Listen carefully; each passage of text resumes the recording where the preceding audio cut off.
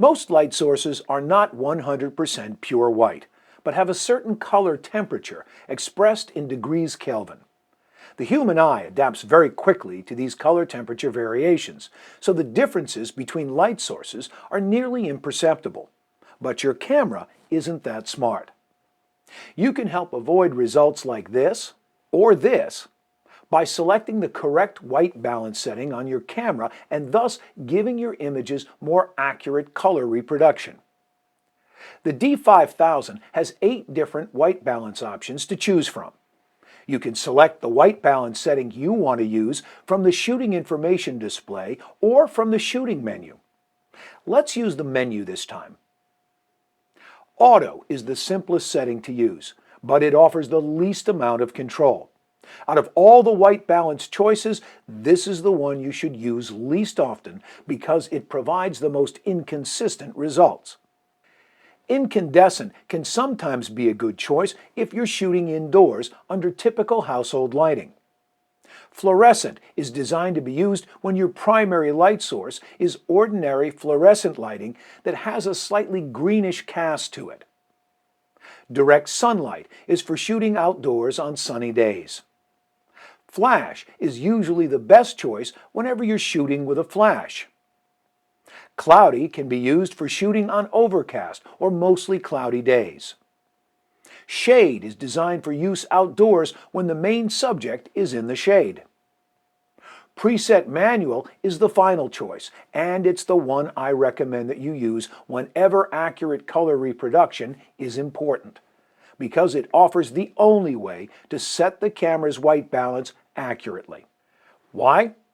Well, because Preset Manual is the only one that actually measures the color temperature of the current lighting situation and adjusts the camera to match it. If you use Auto, the camera is just making an educated guess. If you use incandescent, fluorescent, direct sunlight, cloudy, or shade, you're just putting the white balance value in the right ballpark. You aren't actually setting the camera for the exact lighting conditions as they truly are at that time and location. That's why I usually take a few seconds to set my white balance manually before I start shooting. And here's how to do it. First, get a neutral white object and place it under the same lighting that will be used for the subject of your photograph. Even a piece of bright white photocopy paper will work. Set the exposure mode to aperture priority. Press the menu button. Go to the shooting menu and select white balance.